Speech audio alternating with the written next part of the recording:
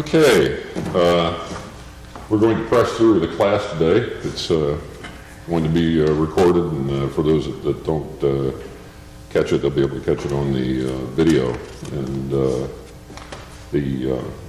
it's interesting, I'm just reflecting here, and now we're going to be talking about the parent-child relationship. Last week we talked about the marriage relationship, and this week I had to sit down with both my wife and one of my children here in the class. So I'm going to be double indemnity here. So anyway, but with that thought, let's open with a word of prayer, and then I have some thoughts. Father, we thank you for bringing us together today after another week, and we thank you for your word before us, and we thank you for the truth of your word, and we ask that you would open our hearts to understand what the message you would have for us today, that we could apply it and take it out in our lives in this coming week, and as we minister in this church and in this town and in our various lives. In Jesus' name, amen. Okay, excuse me for sniffling. I was remarking to Fred here that there's something in the air in this building, and after I spend 5 minutes in here, my allergies fire up, so I don't know what exactly is going on, but it happens every week. First of all, I'd like to go back. Last week, we had probably one of the most contentious passages in Ephesians, contentious passages in the New Testament, where it talks about the whole marriage relationship, and this is a core aspect of our Christian lives, and it deserves much thought. So in completing that, are there any other thoughts that came up in your mind or anything that you would like to surface from last week's lesson before we move forward? Because obviously there's a lot there. We ranged in a number of directions. Well, one of the questions is, what can the church do for people to have harmonious marriages? And I couldn't figure out stuff other than counseling, because it's such a personal matter. You can't go getting into other people's business, you know? No, you can't, but in thinking about it, that kind of extrapolating from that might be something worth, in this homework assignment thing that I passed out, thinking about it in terms of an objective or a set of objectives or something as we look for the church vision and stuff, things that the church can do in terms of creating a more encouraging atmosphere for marriages in line with what Scripture tells us. And then I put couples activities. Yeah, so that's, that to me sounds like a nascent objective for the homework assignment, one of them. Well, so making things easier for married life to be smooth. For instance, if a couple has young children, making childcare available, babysitting co-op or something like that. Yeah.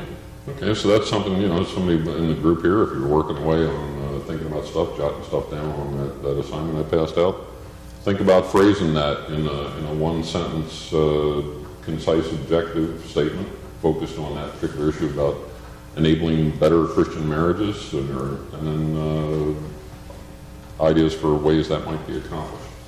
Something to think about. Pardon me, beeping here. Let me open these couple of questions here to cover our conversation today, the lesson as we're going through it, and they're from the application, or paraphrase from the application at the back of today's lesson in the book. And what are the practical ways for you to obey and honor those people to whom you are called to be in submission? And what are what implications does this passage have concerning our behavior toward individuals who are in a position of submission to us? Because remember, these couple of lessons are talking about this whole idea of submission. And the thought occurred to me that, last week we opened up, we started the lesson talking about this whole idea of submission, that verse 21 of chapter 5. And we talked about the marriage relationship. Today we're going to be talking about the parent-child and employer-employee relationship. And in thinking about that, it occurred to me that the marriage relationship came first in Paul's discussion. And in pondering that, it occurred to me that, going back to our model here of this is the world we are of, this is the world we're to be in, that the marriage relationship is emblematic of this world that we are of. Okay? These other two relationships, yes, they are somewhat emblematic of this, but they're also characteristic of this plane.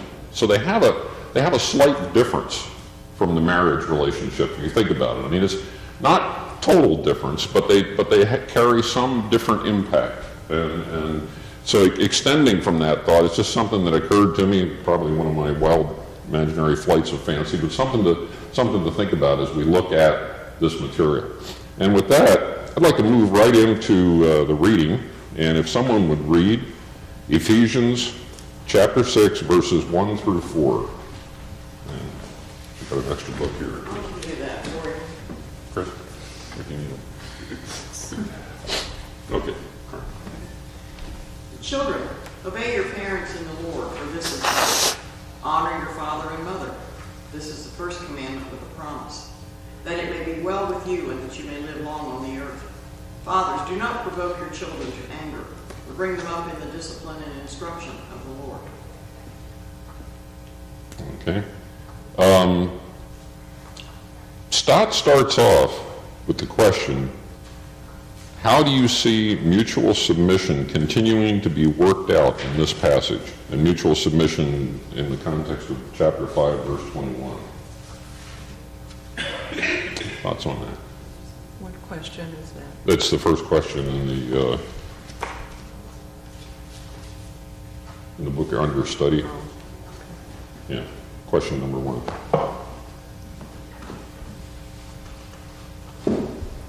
Rick. One thing I have discovered, just having 2 adult sons now, is you have to remember, I find myself sometimes having to remember to keep things age appropriate, because there's one way you relate to your children when they're 5, and then another way when they're 20, okay?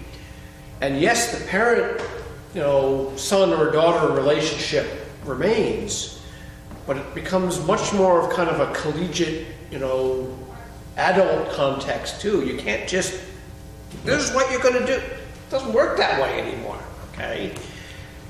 So I try to make it an encouraging kind of relationship and someone to come alongside and give you, a little perspective from some gray hairs, which I'm fortunate is often well received, but sometimes is not. And of course, I'm a son also, so I can remember receiving some of that too from my dad. And it's just, to me, it's all about teachable moments. You have to look for the moment when something is going to be received, because there are other times when if you try to force that point, whatever it might be you're trying to make, you're going to do more damage than good sometimes in doing that. So the thing is constantly changing through the relationship. So I don't think there's any one-size-fits-all prescription here for applying this.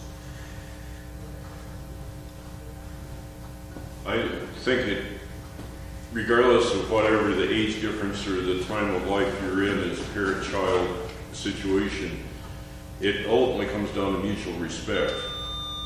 If each party works at that, it will work. But if one of the two or both do not work at that, you've got a problem.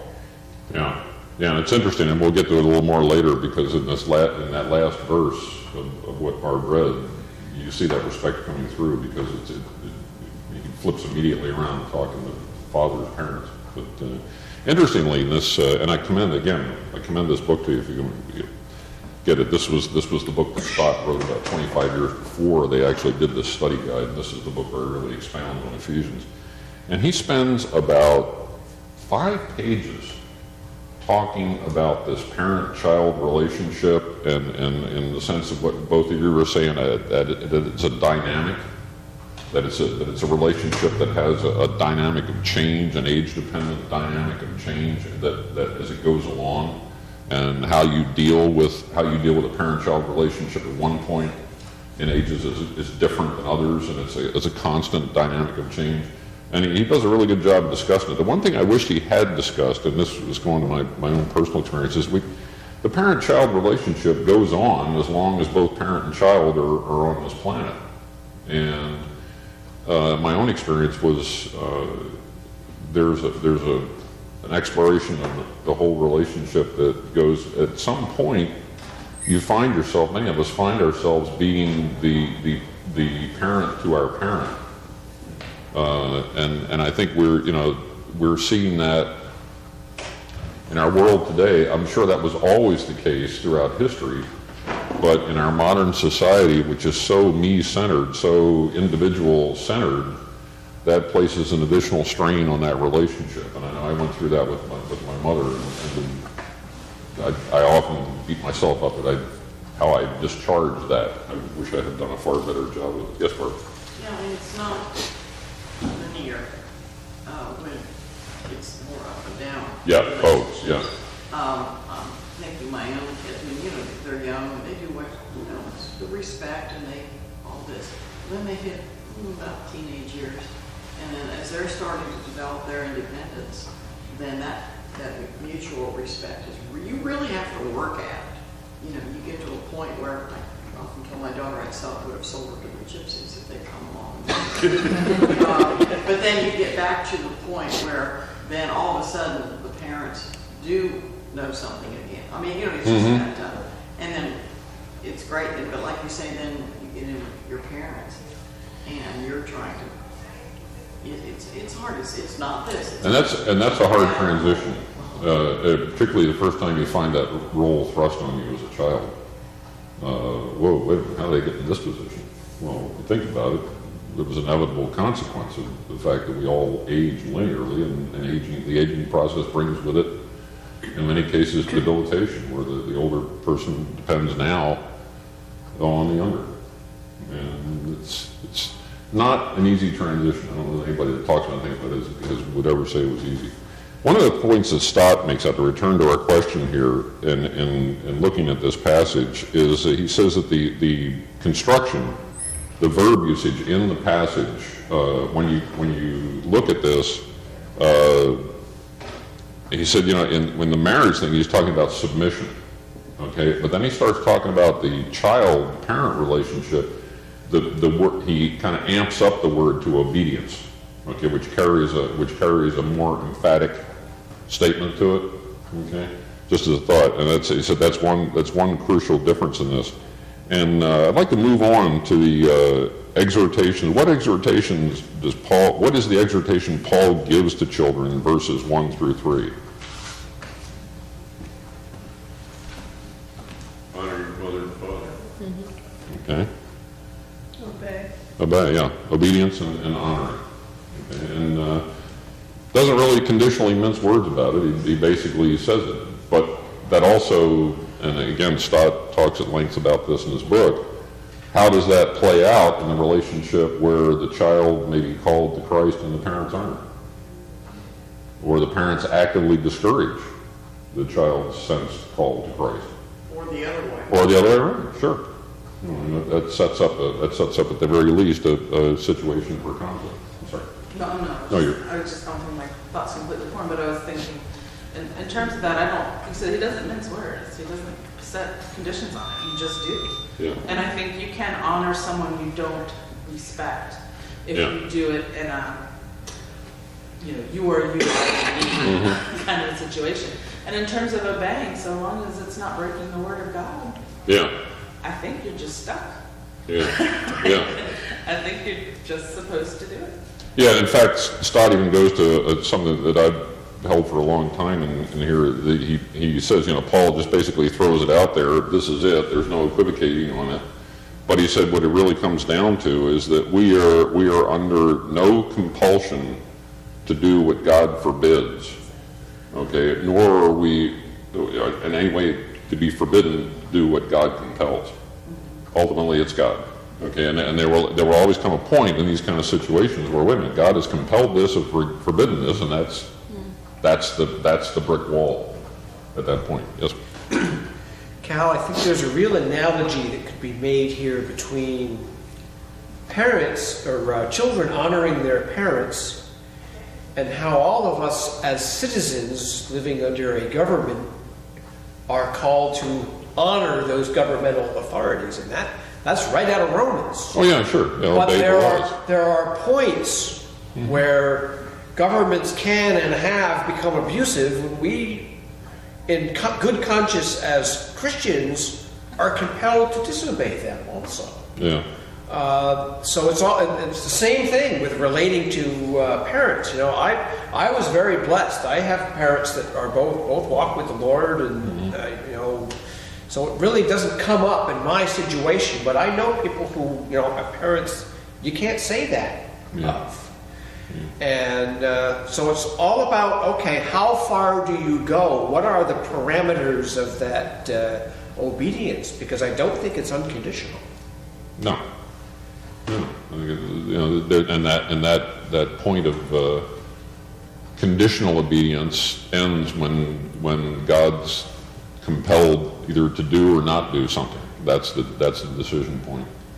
I mean, Peter put it very well, I think, in Acts when he said, "Is it right that we do what, you know, men say rather than God?" Mm-hmm. That, for me, is the objective point where, okay, this far and no further, for government and for parental relationship. Yeah. Well, you can look at the word honor in a way that if you are in a situation where your childhood experience is not the greatest because of poor decisions on the part of the parents, looking at your childhood from an adult perspective, back at those times where things were unpleasant or abusive, and understanding that your parents are in just as much need of forgiveness as you are, and that you are literally floating along in the same canoe. Your vices may be different, but the perspective that you can honor your parents and still know that they are deserving not only of your forgiveness, but that they are in need of the Lord's forgiveness as well. Very good point. Then it's not autobiographical. Yeah, it's out there. Yeah, this. But that's a really good point. There was in reading through this, and again, Stott spent a couple pages on this whole idea of honoring. So I'm not going to read a couple pages, but I distilled what his thinking down here. He hit a really interesting point. So I'm just going to read I wrote my thoughts down, and I'm going to read them. Honoring father and mother is the fifth of the 10 commandments, and the first commandment with a promise, explicitly. However, many Christians divide the Decalogue into two uneven halves, the first 4 specifying our duty to God and the remaining 6 to our neighbor. Whereas the Jews regularly teach that each of the law's 2 tablets contains 5 commandments. The significance of this arrangement is that it brings the honoring of parents into our duty to God. What do you make of that? Interesting thought. I never really looked at it that way, but the Decalogue in Jewish tradition is taught the first 5 commandments, the second 5 commandments, and the first 5 commandments end with this comment about honoring parents, which is, I never really realized that. Well, he also mentioned that that was the first one with a promise, and that if parents are honored,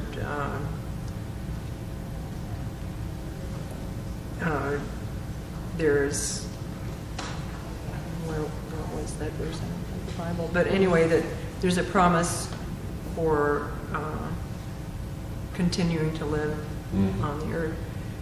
And I like the paragraph before question 3, and there are just 2 comments in there. Paul includes disobedience to parents as a mark both of a decadent society which God has given up to its own godlessness, and of the last days, which began with the coming of Christ. And then in contrast to that, what is promised is not so much long life to each child who obeys his parents as social stability to any community in which children honor their parents. And I think we can see that being played out in our society as it was apparently in Ephesus. Yeah. That one of the marks of a society going away from God is that the children are disobedient. Yeah. Maybe you give me a really good segue to the next question, but I want to use that here in just a second. But But yeah, this parallel, it's interesting. We have this what in Christian tradition is Stott points out is often regarded as being on the second tablet. In reality, in the Hebraic tradition, being taught as being on the first tablet, the first 5, as essentially, God saying, look, here's a paradigm. The parent-child relationship, this honoring relationship. This is a paradigm model for the relationship to me. Okay? And you will benefit if you honor this relationship. If you don't, you're going to have problems. I mean, if you don't read the operator's manual and follow the instructions, you're going to have problems. Read the documentation. Now, here's an interesting balancing perspective on this. One of the things that I've had a chance to talk to Eric about, who is in Korea right now, is there is very much this divide in that society right now. You have about 1/3 of the country is Christian now, and very, very active evangelical Christian. I mean, these people are on fire for God. And about 2/3 of the country is still traditional Korean, which is largely Confucian values. Which, of course, if you know anything about that system, it's very big on family and ancestor and piety to your parents and all of that. And the dynamic, as I'm understanding it from what I'm hearing from Eric, at least right now, is the Christian side is a lot less into that stuff than the traditionalists are. It's not to say they don't honor their parents. They do, I'm sure. But on the traditional culture side, you have a lot of these kind of very ostentatious holidays where you go to the shrine of the ancestors and the whole thing, and it's very formalized. Like they had a holiday back in October called Chuseok. Chuseok, yeah. Which the way Eric described it to me is the Korean Thanksgiving. And there's a ceremony as part of that where the youngest children in the family go to their grandparents, and there's a very formal form of address that they give basically to thank you for being our grandparents. And there's actually a form of the pronoun you use in the Korean language that's used only on that occasion and no other time. It's the most formal way you can possibly address a person. So it's interesting that you have all of that going on in traditional society. When you're coming into the Christian side, that seems to be getting diluted a little bit too. So it's almost like we've got something working at cross purposes. I'm going to use your comments and what Kathy's comments and something I'm going to read here in a moment, but I got to tell you a war story real quick. For a year, I was liaison to the Korean military in Seoul, the Korean Ministry of Defense. And so a large part of my job was actually spending more time with my Korean counterparts than the American counterparts, and I was there to kind of grease the skids and relationships between the two, which was not always as smooth as it should have been. But anyway, so I got to be really good friends with a number of Korean officers, and maintained some of those friendships throughout the years in contact, not real frequently, but kept contact with them. And I remember the year I was over, October Chuseok is a really big holiday. Now you have to understand, Confucianism is not a religion. It's a moral code for how to live your life. It has certain religio aspects to it, but it's not a religion. Okay, so they take Confucianism and will combine it with Buddhism, which brings in the religious aspects, the metaphysical aspects. But anyway, we're coming up on Chuseok, and I and my other American counterpart, Dale Freeman, who we used to refer to as Crazy Dale, we're out with some of our Korean friends, and we're at a bar, and up in Itaewon district of Seoul, and there's about 4 or 5 Koreans, and Chuseok is coming up, and we're talking about Chuseok, and they're explaining it to us and everything, and I already read about it, I knew what it was, and Dale was listening to it and everything, and Dale says, well, that's really cool, because we have a holiday in October, at the end of October too, and he said the difference is in Chuseok, you go to visit your ancestors and relatives. In the end of October, we have Halloween, they come to visit us. So it was like, it was one of those cross-cultural moments where it's like, oh boy, how are we going to work our way out of this one? But yeah, I usually had to be there, but it was somewhat comical. as much of my year in Korea was. But yeah, Fred makes a very good point that this honoring of parents in Oriental cultures is a wholly different experience than what we have in our Western culture. And even in our most biblically centered Christian communities, the relationship doesn't even come close. And I want to ask the question here, and then I want to read something, because we have talked about this. How does society benefit from children following Paul's instructions? Well, parents tend to be the Godhead figure, for want of a better word, for the family. And that ultimately has to transition to the children, because the children will then become the Godhead figure for their children. So I think that's what he's trying to get to, is to say, look, there has to be this transition, and by honoring what your parents did, you're learning from them. You're learning how to be that Godhead figure. And then how that plays out in society. Yeah, then hopefully everyone becomes well-versed in what is correct and right. Yeah. Societies, C.S. Lewis does an interesting exploration of this whole idea of an embedded sense of code, and an embedded sense of mores, regardless of whether we attribute them to Scripture or whatever, but he explores the word ought, O-U-G-H-T, this whole idea, where do we come up with this concept in our heads? And we hear this all the time, what a person ought to do. Okay, well, where does that come from?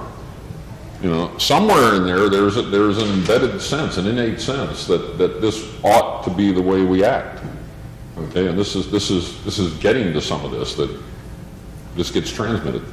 Well, children learning to obey and respect their parents transfers into, as they grow, other relationships in society, that you don't always get your own way, and that there is submission to a higher authority, ultimately God if they're Christian, but their boss or their teacher, and seeing how a lot of kids don't respect teachers and bosses, it leads to a society where things fall apart. And learning that in the home with your parents, I think, is the first step. Yeah. Mark. Yeah, tagging right on with that. Over the years, we all have seen, occasionally you'll have a parent come in for a conference, and the student is there, or there's other interaction, and you hear and see how these children treat their parents, lack of respect. Okay, they've never learned that, and they're just kind of floundering. They don't have that guidance from the parents, which you can't just say, okay, all of a sudden you have to respect me. But some of the rudest kids that come across are, you understand at least where they're coming from when you see their interaction with their parents. And I have occasionally had a young lady right now, she'll mention she has no respect for her. She seems to be an okay kid, but her parents' lifestyle is not the one that she is. So she has no respect for their lifestyle. It's hard. Yeah. Yeah. And that's, I think, where society gets into the problem. You look at the family, and it always goes back to that. But if they're not learning respect from the very beginning and given reason to respect, and I don't mean that you respect me because I say so. You need that example then. Yeah. It was a couple things to refer to, and I'm going to read this because it was a good passage from Stott's book. But very early on in these classes, I made the comment that if we look at the subtext that runs through what comes to us in our society today, and all this, we're an information-rich society. We have media streaming stuff at us like never before in the history of humanity, okay? But if we look at the subtext message of a lot of that, there's a very consistent subtext message, and I don't believe it's a very good one. Okay, and we see it playing out in the kind of things we're talking about here. And then just this last week, I'll extrapolate from that to something. The PISA test results were released. They do this periodically, which is the scholastic tested across nations as far as reading, math, science, everything. And we didn't fare real well, okay, for the leading economy in the world. And thinking about that, we were having a conversation with a fellow teacher one evening this week, and she was making the remark, and I came in about it and said, you know, that in our society, really the problems we have with education, it starts with the fact that we just basically don't value it. Okay, we look at all the other problems with education. Oh, we don't test enough, we don't do this, we don't use this curriculum, that curriculum. That's all symptomatic to me. The very fact of the matter is we just simply don't value it enough because our society today doesn't give people the message that education is worth it. I think that's the root of the problem. But anyway, that's kind of an aside, but thoughts that occurred to me. I want to read this quote from Stott's book. Child obedience belongs to that realm which came in medieval theology to be called natural justice. It does not depend on special revelation. It is part of the natural law which God has written on all human hearts, referring back to this whole idea of ought. It is not confined to Christian ethics. It is standard behavior in every society. Pagan moralists, both Greek and Roman, taught it. Stoic philosophers saw a son's obedience as self-evident, plainly required by reason and part of the, quote, nature of things, close quote. Much earlier, and in Oriental culture, one of the greatest emphases of Confucius was on filial respect, so that still today, though centuries later, Chinese, Korean, and Japanese customs continue to reflect this influence. Indeed, virtually all civilizations have regarded the recognition of parental authority as indispensable to a stable society. We experience no sense of surprise, therefore, when Paul concludes, quote, disobedient to parents, close quote, as a mark both of a decadent society which God has given up to its own godlessness and of the, quote, last days, close quote, which began with the coming of Christ. Having heard that, reflect on, for example, what you see on reality TV. Is it any surprise that we've gotten to that point? Well, or you could, I mean, my experience at Target yesterday, Oh, yeah. you know, I was shopping for a bath mat, and across the aisle, the shoe department, there was a family shopping for shoes. The little girl was excited because it's Christmas time and, you know, pretty shoes to look at. And her father was losing patience and told her to get over by the cart. And as she was walking by, a box of shoes fell. She picked it up, put it back, but he had lost control of his temper and was, in my opinion, quite excessive in his use of corporal punishment on this child in the store. And so much so that his reasoning for punishing her in that way, he began to sound more and more like a child. And his reasons for punishing her sounded more and more childish. And I kind of just stopped what I was doing and provided some conscience for him. Didn't say anything. But at that moment, you saw the breakdown of him taking a moment, realizing that he is the adult, he is the one that is accountable to the Lord.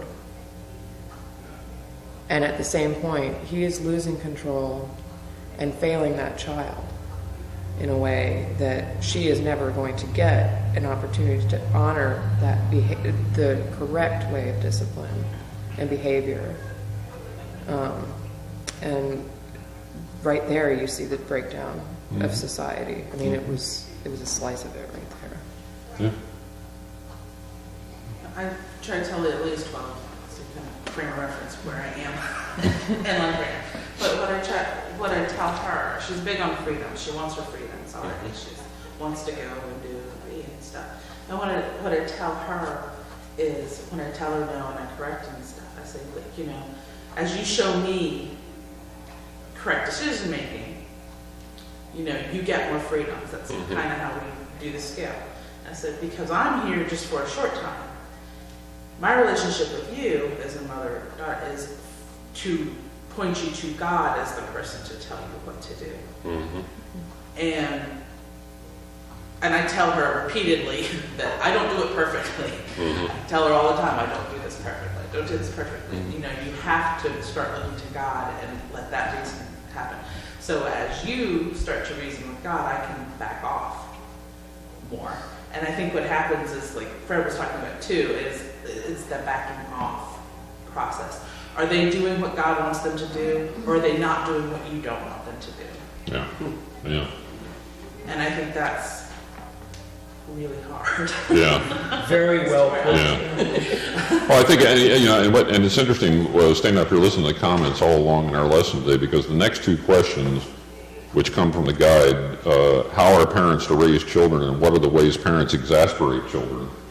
We talked about, you could actually make that one question. It's a positive, negative question. But we've actually covered a lot of that territory in the comments we've already made. I'll throw those questions out there, but I think we already know what the hallmarks of that kind of behavior are. It's stating the question for the purpose of honoring that point, because it is a two-way relationship. It's not a one-way relationship. Well, we all agree that being too harsh and so on, abusive.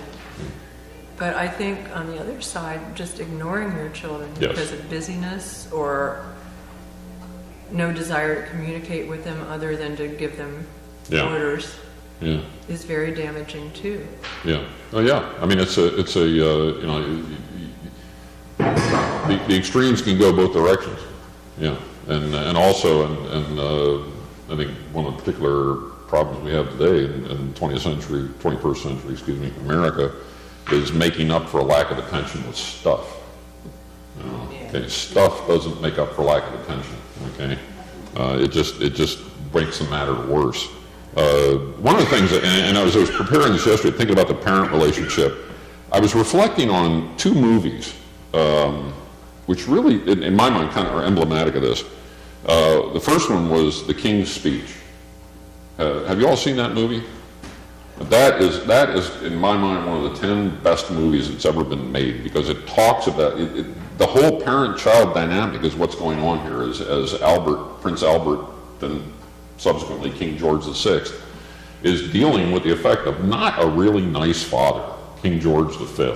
Okay, and that comes out. And then he meets Lionel Logue, who helps him through this speech impediment that he has. And in many ways, Logue becomes kind of a surrogate parent to him in helping him through this. And there is a scene in there when he gives that speech, when Britain is up against the wall, and this is the make or break it moment. I mean, everything is hanging on this radio address to the nation at the start of World War II, and the nation knows he has this speech problem. And Logue goes in with him to give the speech. He said, "Don't give it to the nation, give it to me. Speak to me." Okay? And you can see that relationship, that parent-child kind of relationship.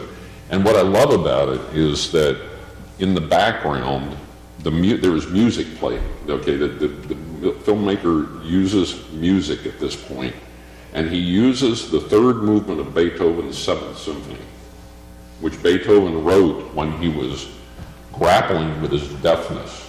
And and that gets to one of my other favorite movies, Immortal Beloved, which didn't get a lot of press. So if you ever get a chance to see that movie, because there is another example of a really bad abusive parent-child relationship and what Beethoven came out of. But that third movement starts off with a very ponderous, the basses and everything, a very plodding thing, and you can see it. It's emblematic of the struggle that Albert is going through. But that as the movement goes on, it rises to a much more hopeful chords and much more hopeful strains, and you can just see it. It progresses with that speech, and he's talking to Logue. It's a very powerful scene. Okay, and it's just thinking about that in the parent-child relationship. That was just something that occurred to my mind as I was writing this. For whatever it's worth, I was off of one of my excursions. But anyway, thoughts on that, or that parent-child relationship in general? And if anybody wants to borrow the movies, I got them. Any other thoughts? Because we're going to go on to employers and employees. We have 5 minutes, but we're there. But in many ways, is it that much different? We've been talking about parent-child because we're, in one way or another, we're all in the parent-child thing. But extending that to employers and employees, is the relationship that much different? It's hard to work for somebody you don't respect. Yeah. And they don't have that concession of being, well, you put up with me as a child. So, Yeah. you just have to hand it over. That's a lot harder. Yeah. Yeah, go ahead. Somebody else was. I think for myself, from my background, that's, military, you still have to render courtesies. And that's one of the situations where you don't get to act out that kind of thing. And that really puts it in conflict because you have to respect what that person is wearing on their shoulder. If they're superior to you, that end of argument. Okay? But you don't have to do something they're compelling you to do that is against regulations. Okay? That's the other break point. So we all find ourselves in that. How are Christians, slaves, employees, to be different than other slaves or employees? How are we supposed to be different? Take that relationship seriously. Yeah. It's not just a formal submission, it's a real one. Yeah. Because who are we really working for? Right. Who are we really working for? For Christ, for God. Yeah. I had noted that they would serve man as he would Christ, willingly and cheerfully and not begrudgingly.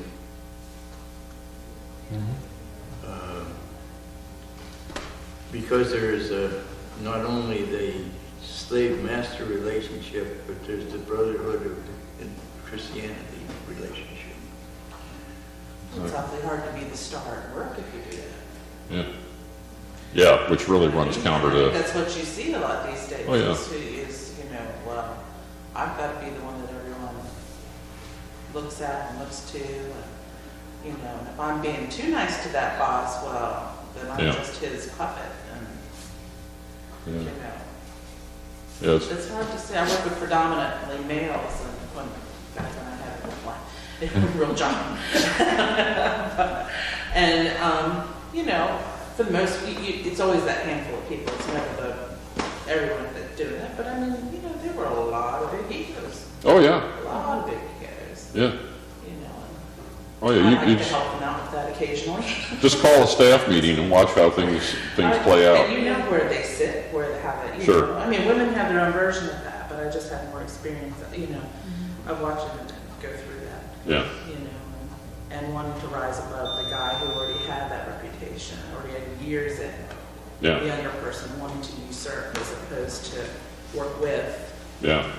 Well, I've used the example before as I periodically even today go to meetings in a room called the Tank in the Pentagon, and it's amazing when people file into meetings, watching the egos at work and watching the.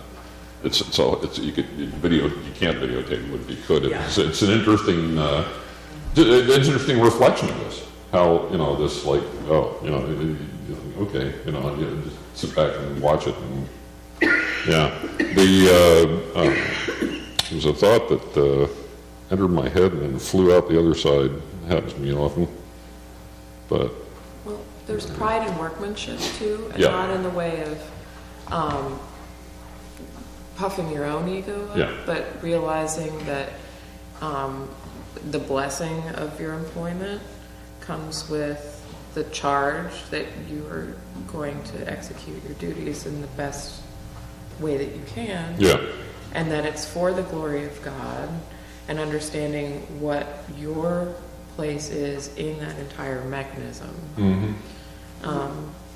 Which in a secular workplace, it's difficult to explain to subordinates how to do a good job, Sure, realizing that it's a blessing in their lives sure, in a way that is a good yeah. example as a leader. It all fits together, and the only way it can work is if the machine. Well, there's a phrase that always bothered me, and I'll confess to flippantly using it years and years ago, but it always bothered me. It was close enough for government work. Yeah. Excuse me, no. The nature of what I did, close enough was never good enough, okay? It's either right or it's not, okay? But no, I love the word of blessing of your job, because it went back to the education and not valuing education. It's that cultural thing that says it's that entitlement thing. If I don't have a job, I don't have education, well, that's just my basic rights. As opposed to any other culture has to fight to get to middle school, Yeah, much less go on to high school and college. You know, here it's, well, if you're not going to college, then it's a hard life. They don't see it, many of them There's don't no see it as a value blessing. to the job. I can just go to Yeah. this job, or I can just do that. And it's Yeah. it's the blessing. It's the whole blessing issue. And that just being there isn't enough. Like, Right. yeah, If you're truly blessed, you will want to. right. You're not going to be on Facebook all day. You're I going mean, Right. wouldn't society be really appreciative of the person who goes to Votech to learn how to fix the air conditioner and does a good job of it? In the middle of August, you really appreciate that person. Conscientious. No, if I call the guy out to fix the air conditioner, I want the guy that really knows what he's doing, okay, and does it right. And you And- trust in your home. Sure, because you're paying money for it. I mean, it's just a basic, honest, that we're back to how society benefits from that, you know. Anyway, with that thought, any final concluding thoughts? Next week, we have our last lesson. Again, I'm encouraging folks to think about those objectives we're talking about. I think, and Fred brought in this book. I think I have this one at home, and this is a good book, but one of the things I want to state is that exploring this is a marathon effort, because there's a lot of meat to chew on in here. And when I started this class, this is a temporary thing. And I want to look, as we're going into the next quarter, as it were, after Christmas, at things we can do in manageable chunks and bites. And also, I want to spread the wealth in terms of leading and stuff and everything, because this is, every week, this is about 6 hours of preparation, believe it or not, to get this ready and everything. And I came across this. I mentioned it last week. Carrie's going to look at it, but so far we're getting a real positive reaction with it. It's very short, very sweet, and it's kind of in keeping with where we're going from here in terms of objectives, because a lot of times when we look at the whole transition process, there's this phrase that this is not the way we've always done it, or we get attached to things. And the author of this book says, wait a minute, what do we attach ourselves to in the church?